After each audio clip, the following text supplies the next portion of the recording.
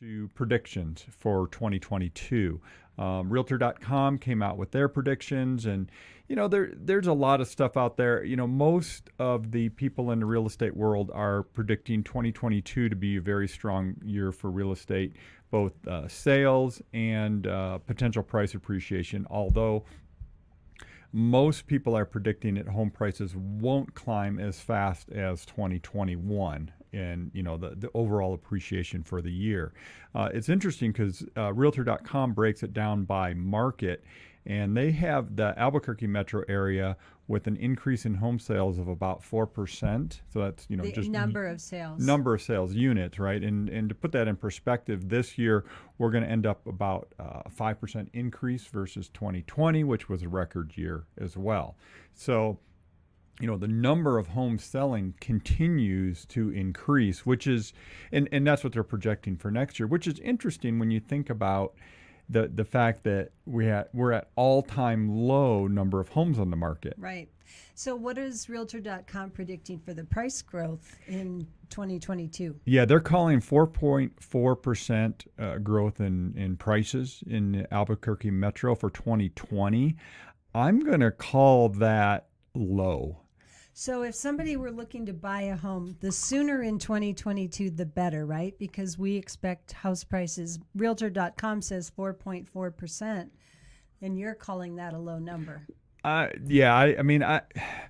Just when we look at the supply versus demand, right? I put some stuff out on my Facebook page the other day, and a lot of people were asking me questions about it. And it was projections, right? It was national projections from a lot of the different experts.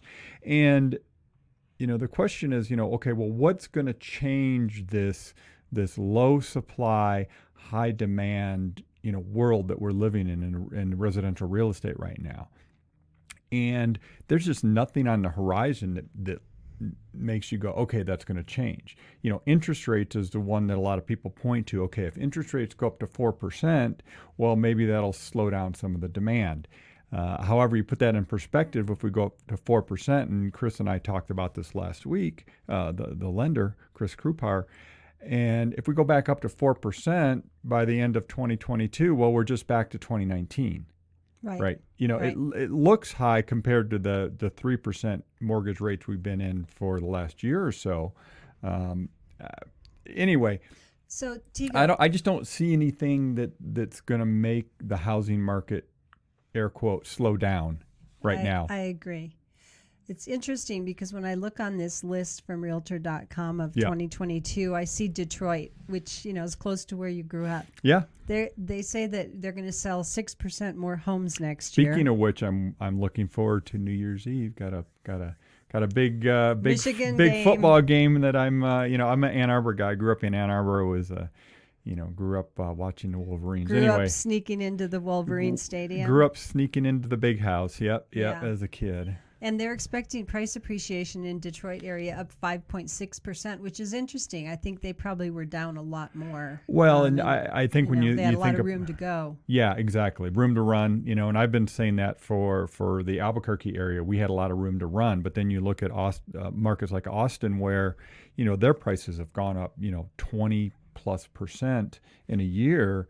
And they were already a little pricier market, Well, so and Austin's expected to have 4.7% more sales next year than this year, and price appreciation is still going up 3%. Yeah, that's pretty modest. I mean, I bet they'd be thrilled to see 3% price appreciation. Honestly, I would be low. not higher. Yeah, exactly. Kind of staying up with inflation because right now home prices are, of course, they're growing crazy there. faster than they got Tesla, wages Austin's Austin's all kinds of stuff going on. I saw Detroit because I was looking at Denver, which bring it back home, right? So I was considering what's Denver looking like, because we know we've helped a lot of people that have moved to Denver or from that area, that we've helped them. And Denver is still expected to have huge growth next year, like 6%, and they're still expecting prices to go up 5%. So pretty significant when you look at it. Phoenix, we know what it's done.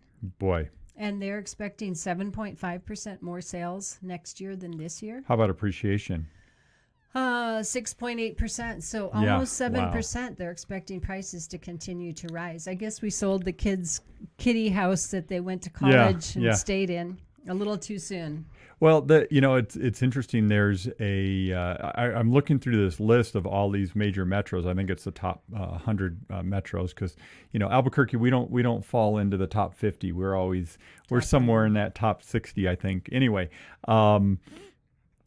there's not one market that they're calling as a negative for 2022. Honolulu, as far as prices. Yeah, as far as prices, Honolulu is the only one that's basically they're calling it a balance, equal. Less sales. Equal sales, not, interesting. So so it just and of course, as we've learned in the last couple of years, you just kind of never know where things are going to go and some of these macro things that could happen.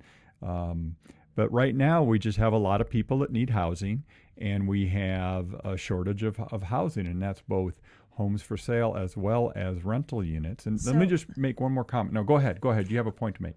I want to jump back to me saying that we sold the house in Tempe too soon because I don't believe that. Oh, okay. I want to clear that up. Yeah. So I said that just flippantly, right? Oh, the prices are still going up. We sold that house too soon. But really, it was just the right time for us because all of the kids that were our kids' friends that were renting from us were moving on. We would have had to re-rent the house to people we didn't know. And, it was the right time for us, even though prices might go up. We took that money and we've invested it elsewhere. Yeah, that's a real, that can go down a rabbit hole of conversation about real estate investing. And when you're evaluating your properties that you own as a investor in real estate, you always want to see, okay, what's my return on investment today, not what it was 5 years ago when I bought the property, right? So you're constantly reevaluating that. And in this case, we had a property that appreciated quite a bit, and the amount of rent we could have taken for what that home was worth, the numbers weren't that great any longer. Didn't make sense anymore for the value of the house. It made more sense to take that money out, take it and reinvest it elsewhere. Exactly. Right. Yeah. So I wanted to clarify that. No, absolutely.